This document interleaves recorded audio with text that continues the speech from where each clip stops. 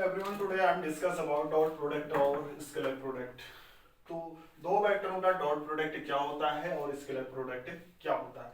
देखो, दो वेक्टरों का डॉट प्रोडक्ट क्या होता है, स्केलर होता है। जैसे हमने वर्क क्या है, आपकी स्केलर क्वांटिटी है, वर्क क्या है, स्केलर है। वर्क इक्वल टू क्या होता है, फोर्स इनटू डिस्प्लेसमेंट। देखो, ये भी वेक्टर क्वांटिटी है और ये भी क्या है, वेक्टर क्वांटिटी है।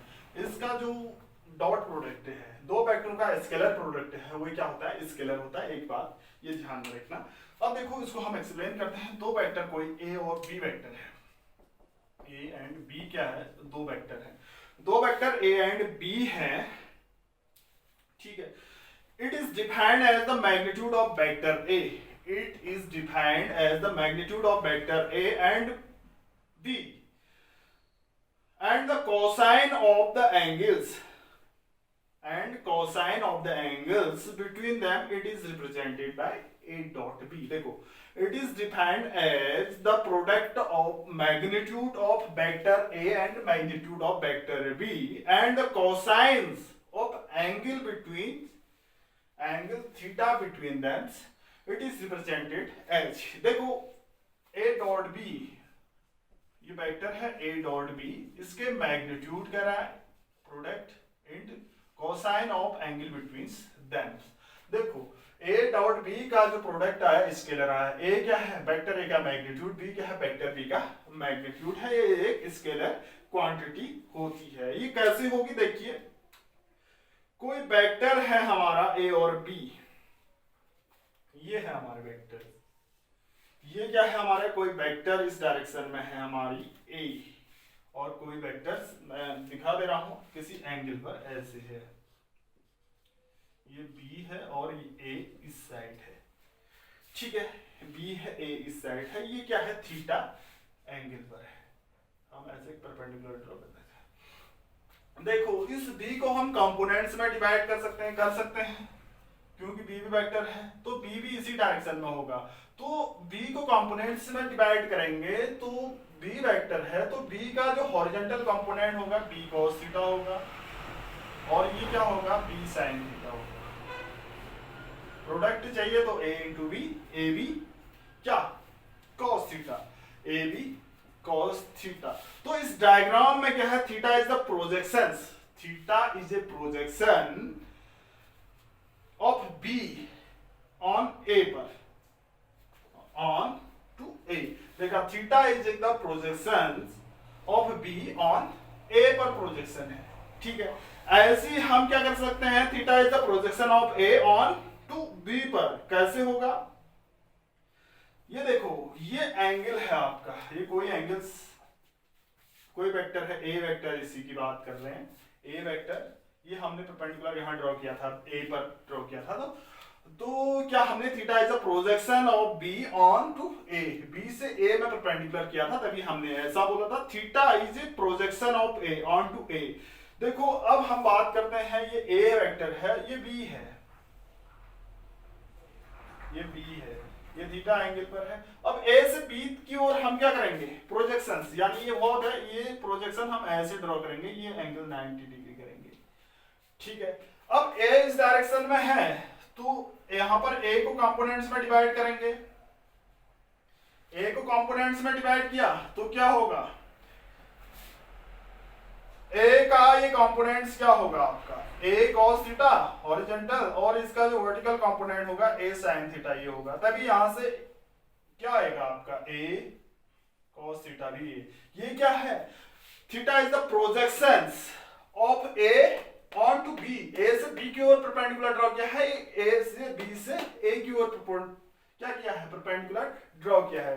तो ये क्या होगा आपका, ये डायग्राम होंगे, theta is a projections on का बी ऑन ए से, theta is a projection on A on to B से, ठीक है। ये तो ठीक है आपका, ये क्या होगा आपका, डॉट, दो वेक्टर है तो a dot b, A B cos theta, जैसे x y दो वेक्टर है तो उसका डॉट x डॉट y है, तो इसको हम x y cos थीटा भी लिख सकते हैं, कुछ भी लिख सकते हैं, ऐसे हम, हमारे सामने और भी एग्जांपल होंगे।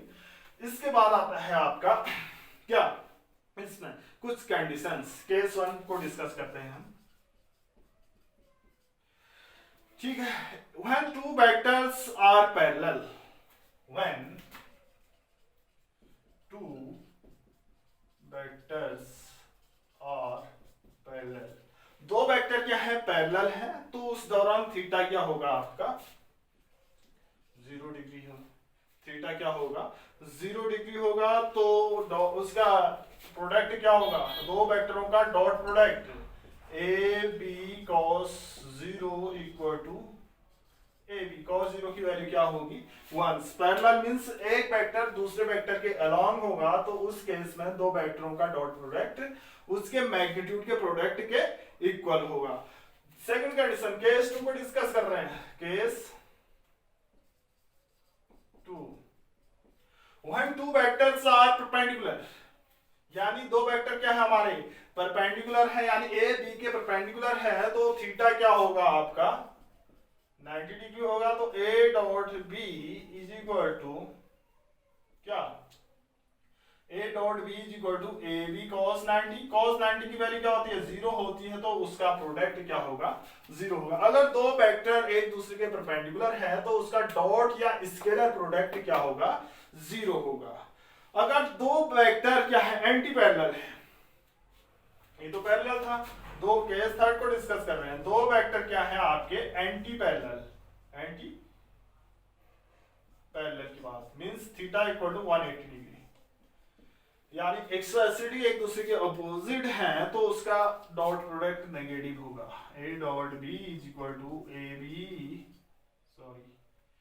बी कॉस 180, यानी cos 180 की वैल्यू -1 होती है, तो उसका डॉट प्रोडक्ट इतना होगा। ठीक है, अगर दो वेक्टर पैरेलल है तो उसका डॉट प्रोडक्ट उसके क्या मैग्नीट्यूड के प्रोडक्ट के इक्वल होगा। दो वेक्टर अगर परपेंडिकुलर हैं तो उसका डॉट प्रोडक्ट या स्केलर प्रोडक्ट 0 होगा। दो वेक्टर अगर नेगेटिव हैं, सॉरी एंटी पैरेलल है, एक दूसरे के ऑपोजिट है, तो उसका डॉट प्रोडक्ट उसके प्रोडक्ट ऑफ मैग्नीट्यूड के नेगेटिव होगा। मींस दो वेक्टरों का मैग्नीट्यूड का प्रोडक्ट और वो क्या आएगा नेगेटिव आएगा। ठीक है, ये तो है आपका कुछ स्पेशल केसेस। इसी के अंदर और भी स्टडी करनी है हमें, बहुत सारी इंपोर्टेंट डिस्कशन है। इसके बाद आता है आपका dot product of two vector. Dot product of two vector किसमें in terms of their components. Dot product of two vectors in terms of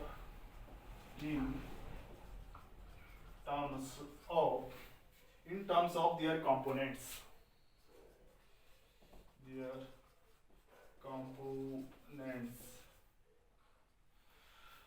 dot product of two vectors in their components. Suppose दो vector A और B है, ए और B vector है, हम example कर रहे हैं। ए वेक्टर क्या है ए और बी, उसका कंपोनेंट है a1 i cap plus a2 j cap plus a3 k cap, और बी वेक्टर है आपका b1 i cap plus b2 j cap plus b3 k cap.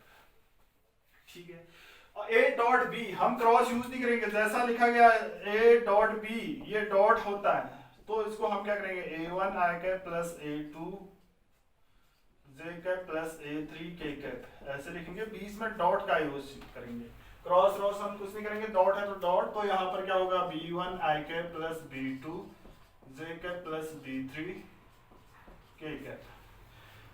अब देखो उसको मल्टीप्लाई, जैसे नॉर्मल हम मल्टीप्लाई करते हैं वैसे ही हम क्या करेंगे मल्टीप्लाई करेंगे। ठीक है, एक बार a1 i cap plus a2 j cap से हम क्या किससे करें a1 i cap plus a2 j cap a3 k cap से इसको मल्टीप्लाई करने हैं b1 i cap plus b2। तो कैसे हम मल्टीप्लाई करेंगे,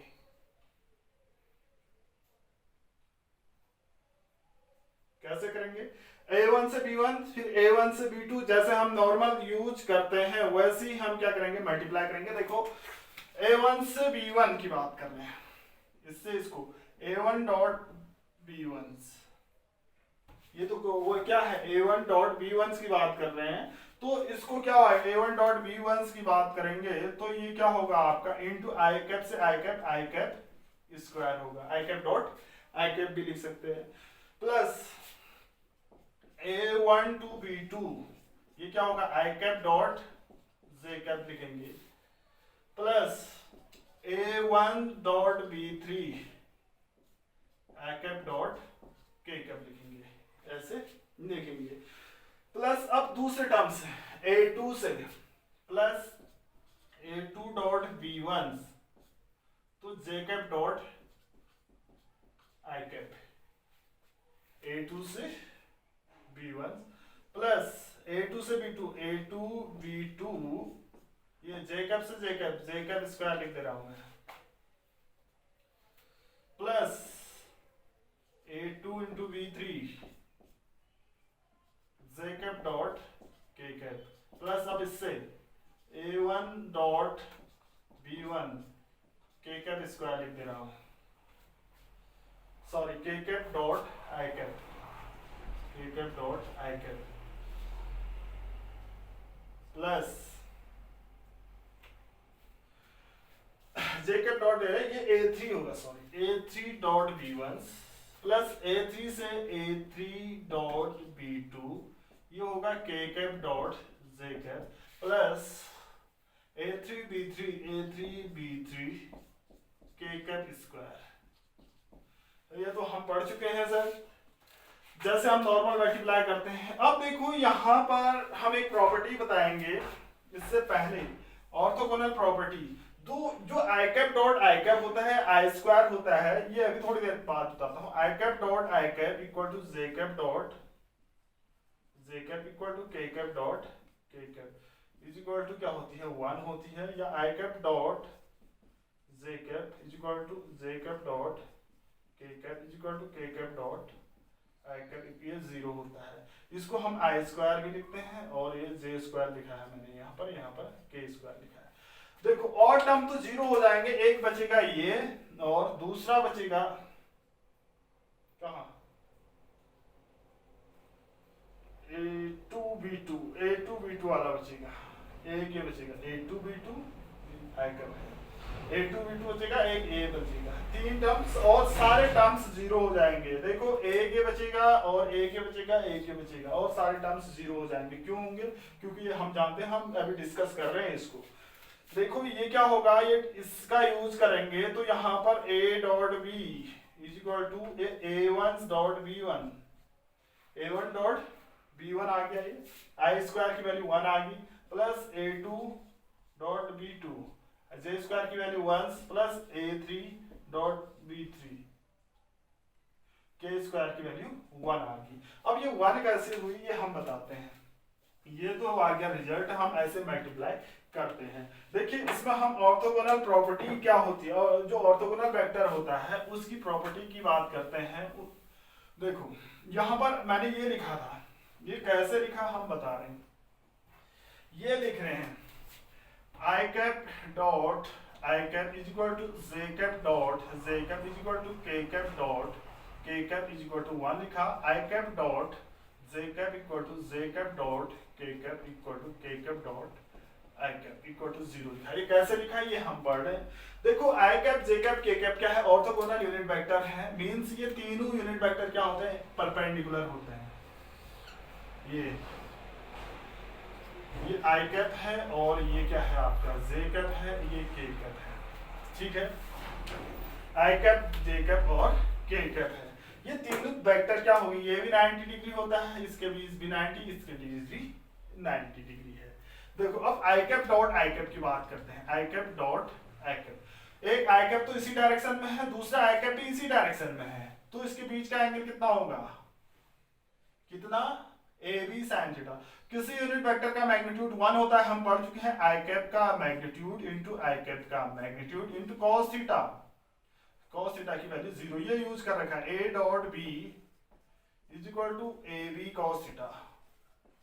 ये a क्या है, वेक्टर a का मैग्नीट्यूड, तो आई कैप का मैग्नीट्यूड आई कैप मैग्नीट्यूड के अंदर इसका मैग्नीट्यूड 1 होता है, इसका मैग्नीट्यूड भी 1 होता है। cos 0 की वैल्यू 1 होती है, तभी इसकी वैल्यू मैंने 1 लिखी है, ठीक है। ऐसी J cap dot J cap की बात करते हैं, J cap dot J cap equal to magnitude of J cap into magnitude of J cap into cos zero. देखो इसी डायरेक्शन में है, जे कप एक ही डायरेक्शन में है तो उसके बीच का एंगल, देखो किसी भी यूनिट वेक्टर का मैग्नीट्यूड 1 होता है, इसका 1 होता है, इसका 1 होता है, तो ये क्या हो जाएगा 1 आया, तभी हमने ये लिखा। ऐसी K cap dot K cap, K cap dot K cap, इसका मैग्नीट्यूड इंटू दूसरे का मैग्नीट्यूड इंटू इसके बीच का एंगल भी जीरो ही होगा, दूसरा के वेक्टर भी यही होगा, तो ये क्या होगा, इसका मैग्नीट्यूड 1 इंटू 1 इंटू 1, तो इसकी वैल्यू भी 1 ही आती है, तभी ये प्रूव हो जाता है कि I cap dot I cap, J cap dot J cap, K cap dot K cap क्या होता है 1 होता है। दूसरी बात यहां पर आते हैं हम, ये आई कैप डॉट जे कैप, आई कैप डॉट जे कैप दिख रहा है, तो यहाँ पर आई कैप का मैग्नीट्यूड प्लस जे कैप का मैग्नीट्यूड, ठीक है, इंटू कॉस थीटा है ना, थीटा। देखो आई कैप और जे कैप के बीच का एंगल कितना है 90 डिग्री है, तो कॉस क्या होगा आपका 90 डिग्री होता है। किसी भी यूनिट वेक्टर का मैग्नीट्यूड 1 इंटू 1, कॉस 90 की वैल्यू 0 है, तो तभी ये 0 लिख रखा है हमने, ठीक है। ऐसे ही हम जे कैप डॉट के कैप की बात करते हैं, J cap dot K cap, इसका मैग्नीट्यूड जे कैप प्लस इंटू के कैप। देखो जे और के कैप के बीच का एंगल भी कितना होता है 90 डिग्री होता है, तो cos 90। किसी भी यूनिट वेक्टर का मैग्नीट्यूड क्या होगा 1, इसका भी 1, cos 90 की वैल्यू 0 0।